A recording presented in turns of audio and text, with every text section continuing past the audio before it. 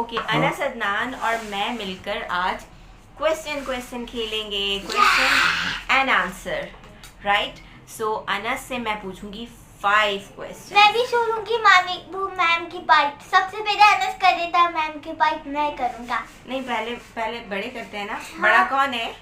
Ma'am. छोटा कौन है? छोटा कौन है? बड़ा कौन है? अनस। हाँ, अनस बड़ा है और मैम छोटी है। ओह माय गॉड, मैम छोटी है।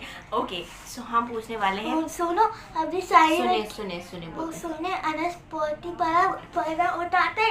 मेरे को कुछ बात चलाऊंगा ऐसे क्योंकि ठीक है, ऐसे ही बहुत ही बड़ा उठाता है। यस, अनस की हम इररेलेवेंट स्पीच, जैसे कि आपने भी देखा है उसको, थोड़ा सा कवर कर रहे हैं। इररेलेवेंट स्पीच को रेलेवेंट स्पीच की तरफ लेकर आ रहे हैं। ओवर एक्साइटमेंट है, थोड़ी सी स्क्रीमिंग है, शाउटिंग है।